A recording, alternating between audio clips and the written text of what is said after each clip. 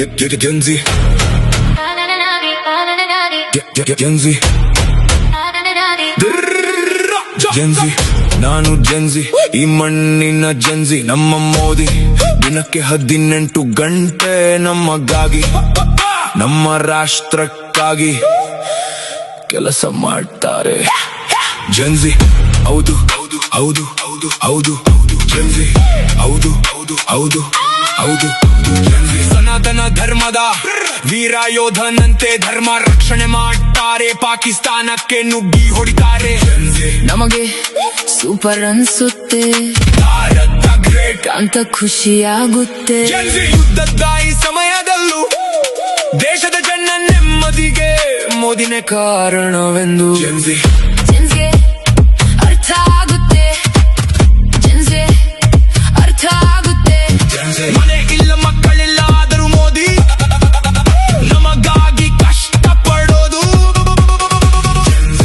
ಇಷ್ಟ ಆಗುತ್ತೆ, ನಮಗೆ ರೆಸ್ಪೆಕ್ಟ್ ಜಾಸ್ತಿ ಆಗುತ್ತೆ.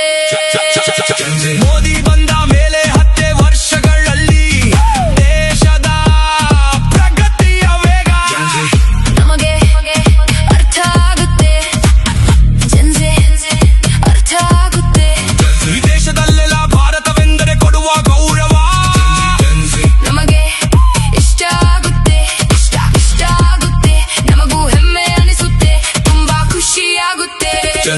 ಹಾಗಾಗಿ ಮೋದಿನೇ ನನ್ನ ಹೀರೋ, ಈ ಜನ್ಸಿಯ ಹೀರೋ. ನನ್ನ ಹೀರೋ, ಹಾಗಾಗಿ ಮೋದಿನೇ ನನ್ನ ಹೀರೋ, ಈ ಜನ್ಸಿಯ ಹೀರೋ.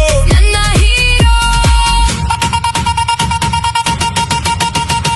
ಮೋದಿಯ ವಿರುದ್ಧ ರಾಷ್ಟ್ರದ ವಿರುದ್ಧ ಎದ್ದಿರುವ ಇದು ರಾಷ್ಟ್ರದ್ರೋಹಿ ಕಾಕ್ರೋಚ್ ಎಂದು ಈ ಜೆನ್ಸಿಗೆ ಅರ್ಥ ಆಗುತ್ತೆ, ಅರ್ಥ ಆಗುತ್ತೆ. ರಾಷ್ಟ್ರದ ಒಳಿತಿಗಾಗಿ, ಭವಿಷ್ಯಕ್ಕಾಗಿ ಕಾಕ್ರೋಚ್ ಅನ್ನು ಹೊಸಕಿ ಹಾಕ್ತೇವೆ, ಅದರ ಕಳ್ಳಾಟ ನಿಲ್ಲಿಸುತ್ತೇವೆ. ನಮ್ಮ ಮುಂದೆ ನಿಮ್ಮ ಆಟ ನಡೆಯೋಲ್ಲ. ನಾನು ಜನ್ಸಿ ಈ ರಾಷ್ಟ್ರದ ಈ ಪುಣ್ಯ ಭೂಮಿಯ ನಾನು ಹೇಳ್ತಾ ಇದ್ದೀನಿ. ಜನ್ಸಿ